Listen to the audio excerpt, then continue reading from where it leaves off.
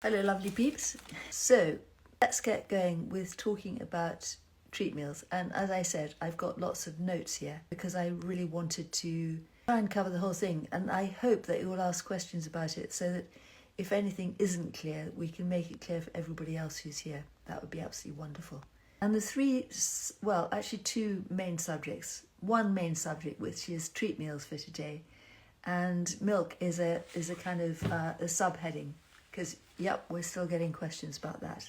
So, treat meal, and I was thinking about the January resetters. You are in your 5th week now of phase 3, which means that many of you will be halfway through phase 3 and getting closer and closer to phase 4, which I know lots of people find terrifying, but that is the purpose of the first 3 phases, to get you on your feet and to get you spreading your wings and heading into phase 4, which is where you make HBD your own.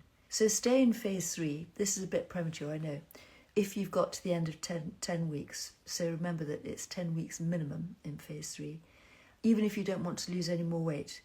If you get to the end of the 10 weeks and you're not where you want to be weight-wise, stay in phase 3 until you get there. Until you're happy. You can read up on reaching your weight loss targets while still in the middle of phase 3, i.e. if you've already reached where you want to as far as weight goes and you don't want to lose any more. Have a look in Human Being Diet, which is this book we're talking about if anybody's joined and wondering what on earth's going on here. It's the Human Being Diet Second Edition.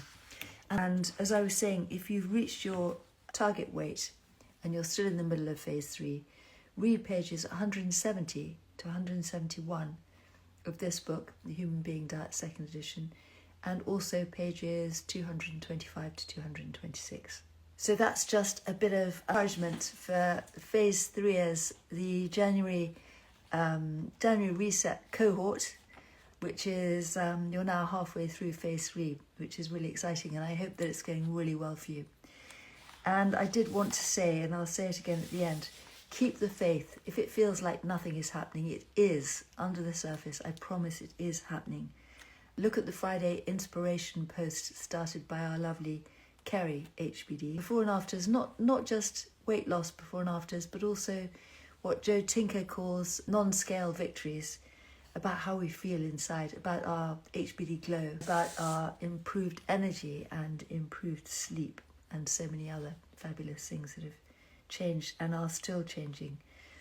So keep the faith, keep doing what you're doing. It is working, even if the scales aren't cooperating. And remember that measurements are really, really important. Don't rely on your scales alone, because you don't know, unless you've got a body composition analyzer and an accurate one, whether you are gaining muscle and losing fat, which commonly happens with HBD, because finally we're getting enough protein. And we're digesting it better because we're spending more time in the parasympathetic arm of the nervous system rather than the sympathetic. And parasympathetic, you'll remember, is rest, digest, repair. So we're absorbing all the protein and the minerals that we're eating. So even if you feel nothing's happening, it really is. Keep the faith and keep going. So after a bit of an introduction, coming back to talking about treat meals and really the purpose of the treat meal. So there are 3 reasons for the treat meal. The first is, you know that although we don't talk calories or macros or anything like that on HBD because there's no need, it has to be said that the first 16 days of the program are low in calories. But the difference between following HBD and following a low-calorie diet is that every HBD calorie counts. Every HBD calorie is wholesome, natural and nurturing, and it counts towards our health and well-being. There are none of the empty, ultra-processed food calories, and there are no, as we know, no meal replacements, no bars or shakes or any other kind of fake food replacements. It's all wholesome and it's all nourishing. So calories aren't really calories. It depends on the source of the calories, and the source of our calories on HBD is excellent, is second to none, is giving our bodies exactly what they need for nourishing, for repairing, for looking after not only just our cells, but our microbial cells. And it's a bit of a controversial subject because you probably remember books saying we're 10% human. Well, a lot of experts are kind of dissing that view now and saying actually there are many more human cells than we thought, or there are fewer microbial cells or whatever. But that's not the point. The point is that our friendly microbes are very friendly and they are very important to us. And they make vitamins for us, and they help to train up our immune system, and they help to counter inflammation. And to a large part, they also dictate our food choices, which is one of the reasons why our food choices really start to change with HBD. Because things like Candida, which typically crave sugar, are gradually being replaced by the friendly microbes who really like green vegetables and olive oil and fruit like berries and apples because of the incredible antioxidants or polyphenols they contain. So wholesome, nourishing food, Mediterranean diet style that is feeding and nourishing our cells and our friendly microbes and communicating with our DNA and not turning on all those horrible pro-inflammatory genes which we don't want switched on. Food that our body needs for repairing. No empty calories, no junk. But, so coming back to the first reason for the weekly treat meal, and especially if you're following HBD for weight loss, it's vital to throw a lot of extra energy, i.e. a lot of extra calories, mainly in the form of fats, into the fire, into our metabolic fire, to keep the fire burning. And think about a fire that we might have at home. We can't keep the fire burning unless we keep feeding it, and it's the same with our bodies. Once a week, we need to give our bodies a lot of extra fuel, and that encourages the metabolic fire to burn more brightly and harder. I found that's a really useful analogy. Second reason, very, very important, is that pleasure is good for us. Us human beings have, since time immemorial, got together and feasted with our family and our friends and our loved ones around the campfire. And it's like that with our treat meals, even today. It's a very, very important part of our human history that we get together and feast. And it's part of a healthy human life. And we need to let our hair down once a week. We can do it more often in phase 4, but we're just talking about phase 3 here and phase 3 treat meals. So that's the first reason, is throwing lots of extra fuel into the fire to keep the fire burning. That's our metabolic fire, so to keep us in the fat burning zone.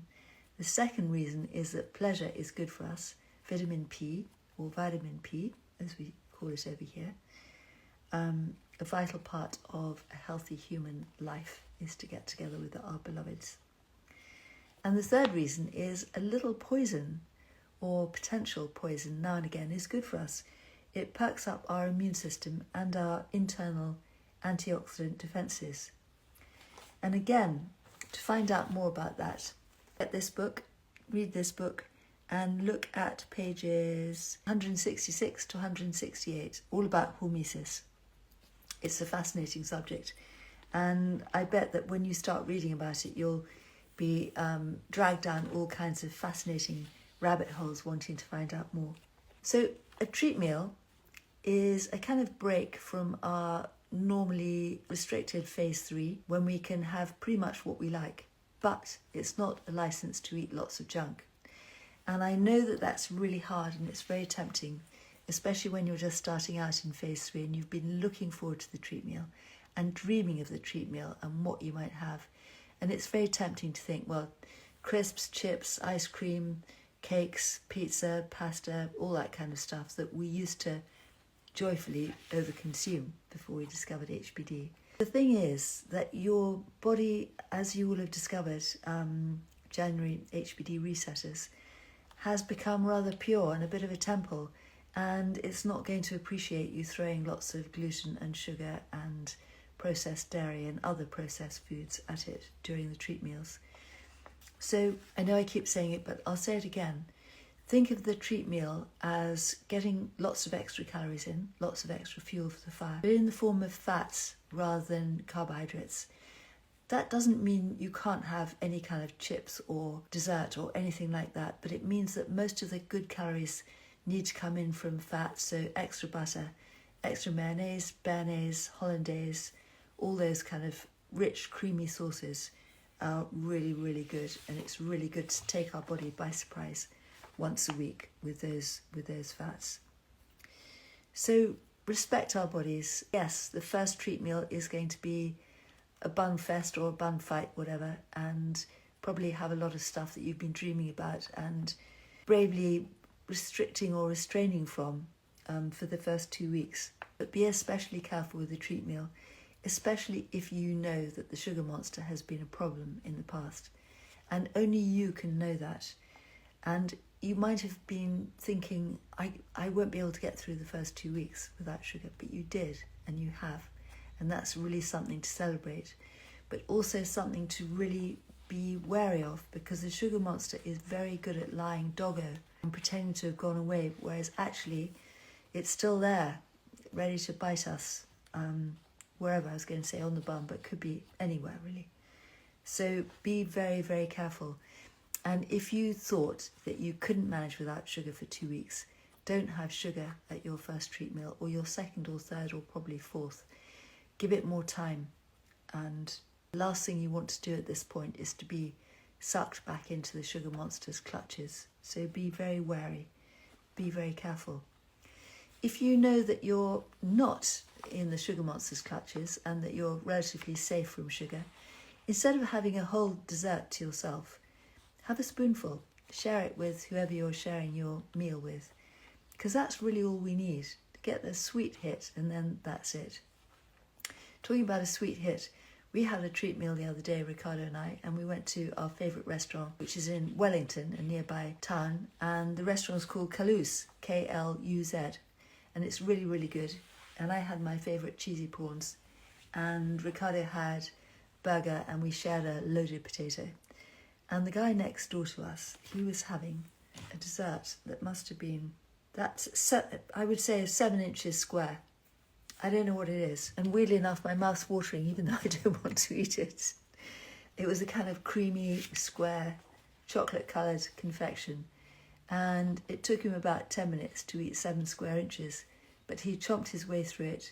Didn't offer it to anybody else on his table. They might not have dared to have stuck their fork in either. So there's no need for that. He was probably comatose for the whole of the rest of the day. So think about respecting ourselves. Yes, we need the extra calories. No, we don't need the junk. Really, really important to build on the lessons we're learning that our body's teaching us in phases 2 and 3 about what suits us and what makes us feel really well. A clue, by the way, as to why you might be retaining lots of water after your treat meal is that, and it takes you like 3 or 4 or 5 days to get rid of the excess weight from the treat meal. Sorry, I'm not being very clear. That means that weight is water weight. And that water weight occurs when we eat too many carbohydrates and not enough fat, because our carbohydrates are bound up with water. So carbohydrates stored in the body are called glycogen, and glycogen and water go together, which is why when we cut down our carbs dramatically in the first couple of weeks of HBD, we do lose a lot of water weight along with the stored carbs, which is glycogen. So if that's happening to you and it's taking you 3 or 4 or 5 days to get back to your pre-treat meal weight, please cut down on the carbohydrates. Doesn't mean you can't have a handful of chips or whatever, French fries, but it does mean don't base your meal, your treat meal, on carbohydrates based on fats. A few people asked me to give them examples of treat meals. So see again in this incredible book, The Human Being Diet Second Edition, pages 162 to 166, and also pages 221 to 222 of the book. If you download the Kindle app on Amazon, it means you can read HBD and any other books you fancy on your phone. And it means that you've always got the HBD program with you when you're out and about. So there's a lot to be said for getting it on Kindle. And the other thing is that the index in the second edition is very much better, but you can actually look up individual words on Kindle, so that really helps too. Remember, if you're not having a proper treat meal with loads of extra calories, mainly in the forms of fats, you're not following HBD. It's as simple as that. The weekly treat meal is compulsory and it's part of the program, and a very important reason for why this program works so well. If you're thinking, or if you have been thinking, that by avoiding the treat meal, you'll speed up the weight loss, that's absolutely the opposite of what's going to happen. It will have the opposite effect. We need the extra food, the extra calories, the extra fat once a week to snap our bodies back into calorie burning mode. So to rev up our metabolic rate, to take us out of energy conservation. Again, it's coming back to putting more fuel on the fire to get the fire metabolism burning harder and burning more brightly. We want to ramp it up, not slow it down. We have got a history of feasting and fasting, as you'll know if you've read the book, which I hope you have, through the millennia. And those of us who are here today were very good at the feasting when we had food to feast on, and we were very good at laying down the surplus as fat, which kept us going through periods of famine. Hi, Cassie. And we were particularly good at eating lots of food when food was available. And that prevented us from starving ourselves to death, which is why we are here now. So our body adapts very carefully and very wisely to a lack of energy or calories coming in, to reducing our metabolic rate. And that's one of the prime principal reasons for the treat meal, is to shake everything up and to put us back into fat burning mode. Really, really important. In phase 4, some HBDers still have treat meals. I do. Because I find there's something quite joyful about just laying my hair down once a week and saying, yeah, you can have whatever you like. It's a treat meal. But some of us don't have treat meals in phase 4 and just add a few extras here and there to your meals. But it's finding out what works for you personally. There's no right or wrong about it. Finding out what suits you as an individual is the key. So I hope that's really helped to clear up some of the questions about treat meals. And there is more information on treat meals. Sorry to keep flashing this book at you, but I know that some people are just joining now and they might not have any idea what we're talking about. It's the Human Being Diet, Second Edition. So with that, I'll just see if there are any questions. Lara, thank you so much. It looks as if you're doing a great job on fielding questions, answering questions. It's easier in phase 3, assuming you're in phase 2. Rest and water, water, water. Very good advice. Yes, you have extra virgin olive oil, EVOO, at every meal in phase 3. You don't have to have it if you're having yogurt and fruit for breakfast. But do think about having it if you're not having yogurt and fruit, but you might be having more, as they do in some Mediterranean countries, including Turkey, having your yogurt with avocado and cucumber, for instance, shredded cucumber, which makes a really nice change. And if you're dairy free, you can substitute tofu yogurt and have that with avocado and cucumber. Remember, it's 100 grams for breakfast, vegetables, with olive oil. Why not? And some extra herbs and spices. It's really delicious and leaves a really clean sort of taste in your mouth. I was dabbling with silken tofu, but of course, because it's mainly water, or it's got a lot of water compared to the firm tofu, it doesn't have enough protein in it, or it doesn't have as much protein as the firm tofu. And you might be looking at that slab and thinking, oh gosh, this really doesn't look very appetizing. If you put in a little mini food processor with avocado and cucumber or whatever, or with your fruit, it makes it much more appetizing. And then, of course, if you're having fruit, add cinnamon. It's delicious. So I hope that helps. So yes, you can have extra virgin olive oil with each meal, but you definitely need it for lunch and supper with those meals. That's for sure.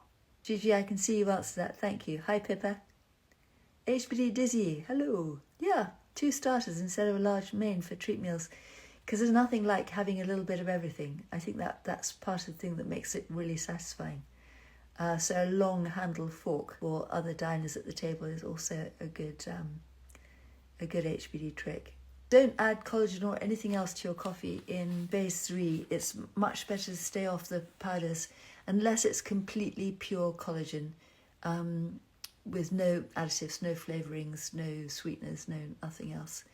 But the thing about collagen is ideally you'd have it away from your meal. Which is why when I think about collagen, I think about feeling Ingenious and taking 3 capsules at bedtime, which doesn't break the fast and it doesn't interfere with any other kind of protein digestion. What are the main differences between the first and second edition?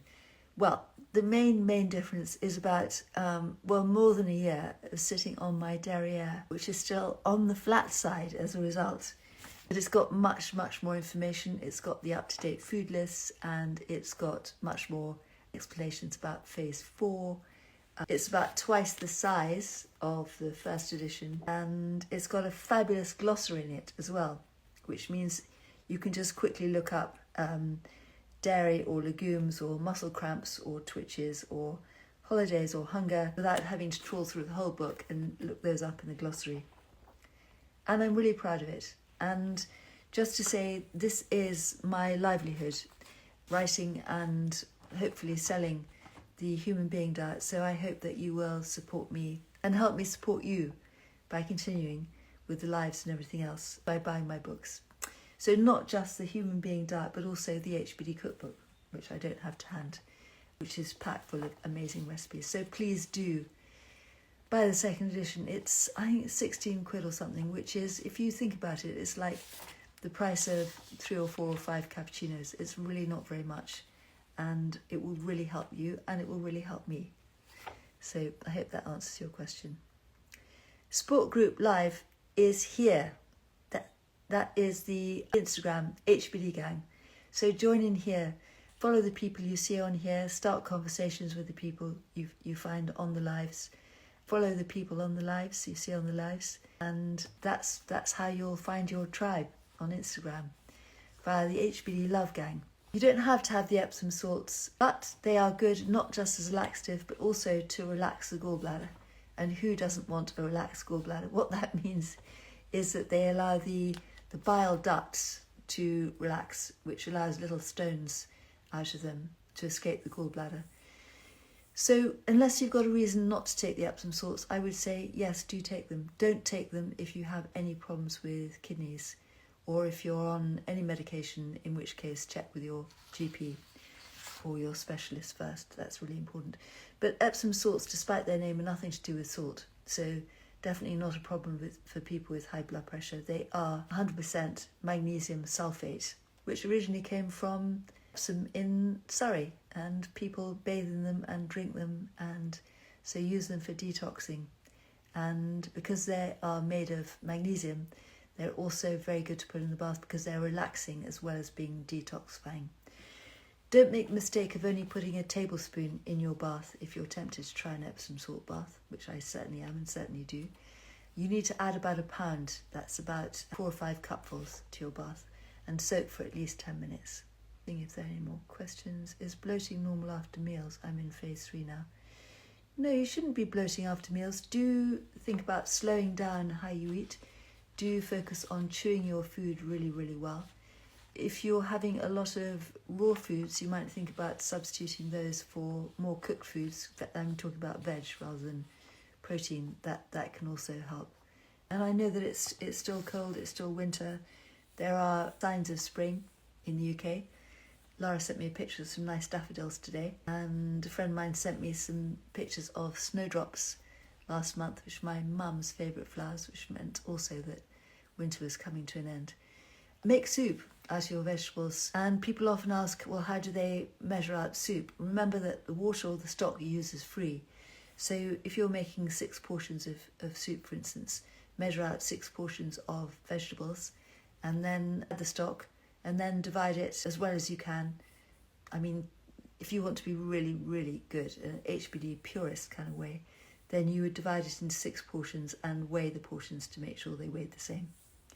And you can puree it or just eat the soup rough, but that's really good, and that might really help you with bloating. Also think about digestive enzymes and or betaine HCl. Yeah, Laura's saying just yogurt, extra virgin olive oil, cucumber and garlic is delicious. And I must say that I love avocado, so I tend to add avocado to that. A really good breakfast. Yeah, opportunity to get a really good coffee machine. Ricardo and I have coffee Eastern European style, which is this amazing Paul Newman organic breakfast blend here. And I always use organic coffee, well, when I possibly can, because it's one of the most heavily sprayed crops and we don't want all those chemicals, thanks very much. And I put 1.5 teaspoons of just the ground coffee into our cups and then fill it with water that's just off the boil. And I know that you get more caffeine that way, but you also get more flavour. And you get to the bottom and you remember that it's got a lot of coffee grounds in, so you don't drink those. You put them in the garden, which you can do with the cafetiere, obviously.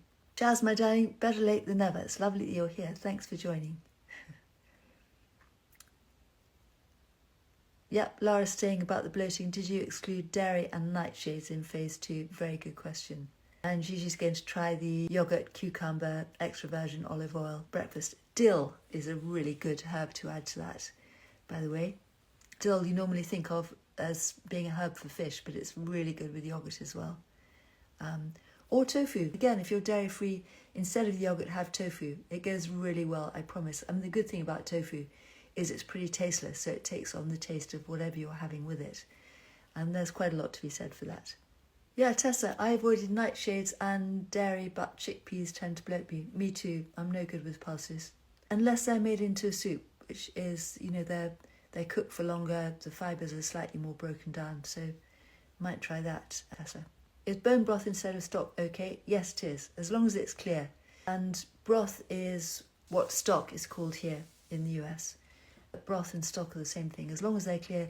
And if you're making your own stock, which is very, very good, and you're still in phase 2, put it in the fridge after you've made to skim the fat off the top. That's very important. And you can use chicken stock, not from a stock cube or a stock pot. It has to be fresh or liquid. Waitrose, for instance, does, it's called Cook's Ingredients, a ladle of chicken or vegetable or whatever kind of stock. You can use chicken stock in the vegetable-only phase 1. That's absolutely fine. HBD Love Gang. Love that. We love the HBD Love Gang. That's Alison Davis. Thanks, hon. If you miss the Epsom salts in phase 1, you can take them in phase 3, but there's no need. Part of the point of taking the Epsom salts in phase 1 is to minimise detox side effects like headaches and feeling fluey and things like that. So I wouldn't bother. I don't know. Coming back to the subjects for this live, yes, milk. Still getting questions about this. We had a great live a few weeks ago. I'm afraid I can't remember who we had on. I will rack my brain. And the milk question came up again. And there were lots of lovely seasoned HBDers on the live who had also thought they would never ever be able to manage without milk in their tea or milk in their coffee. But they did manage it. They got through it. And then when they had a milky tea or coffee, maybe at a treat meal after that, they were horrified at how vile it tasted. Not only tasted, but how it felt in their mouth. So people have been saying, but I'm having yogurt for breakfast, it's the same protein, couldn't I have it? Don't have it. It may be the same protein, but there's more to it than that. Why get used to drinking your coffee or tea black? Because in phase 4, you can drink green tea or black tea or coffee without sweeteners or milk, and you're not breaking your fast. Because we don't ever want to go back to snacking between meals, and having milk in your tea or coffee is like a mini meal. It's a snack. And in phase 4, we definitely want at least 5 hours between meals. Many of us start eating twice daily rather than 3 times daily, which is fine, because phase 4 is your phase to do with as you will. Of course, we never ever go back to eating lots of ultra-processed foods. We might have a bit of sugar at treat meals. We might have a bit of bread. We might have a bit of pizza. If all goes according to plan, the picture on the cover for this live is a stone ground spelt sourdough pizza from Cardo's with some prosciutto and some parmesan and some rocket on it. So I hope that will go up. If it doesn't, that was what I intended to put up anyway, to demonstrate the nature of a treat meal. It doesn't mean lots of junk, but it does mean lots of extra calories, and as I was saying earlier on, mainly in the form of fat. So coming back to milk, in phase 4 and in all the phases leading up to phase 4, well, phase 1, we're not having milk, but we are allowed to eat more frequently than every 5 hours. We don't want to affect anything that is allowing our insulin levels and blood sugar levels to gently recede or to decline after we've eaten. And this is not just for weight loss, but it's for reducing inflammation and also for the health of our friendly gut microbes. So nothing in between meals. Phase 2, phase 3, phase 4, except water. Unless you're in phase 4 and you've got used to drinking your tea or your coffee black, in which case you can have black tea or coffee between meals and know that you're not breaking your fast.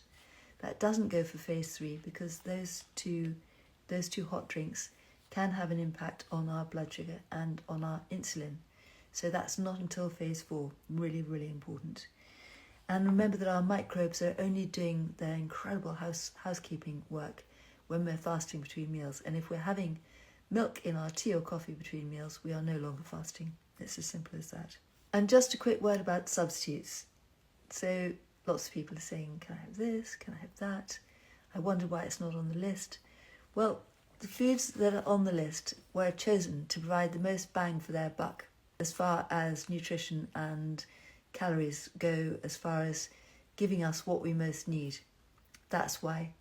And that's why if it's not on the list, the food list or any of the food lists in the second edition, it's not due to an oversight. It's not there because we don't want it there. So if you're wondering if you can have a food and you've looked and looked through the list and you can't find it, don't have it. It's not there for a reason, okay?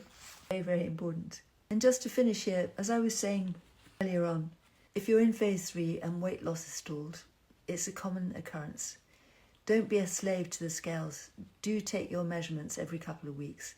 And do know that as long as you're sticking like a limpet to HBD, that there is lots of magic happening under the surface. Whatever the scales say, you may be putting on more muscle and you probably almost certainly are burning through fat.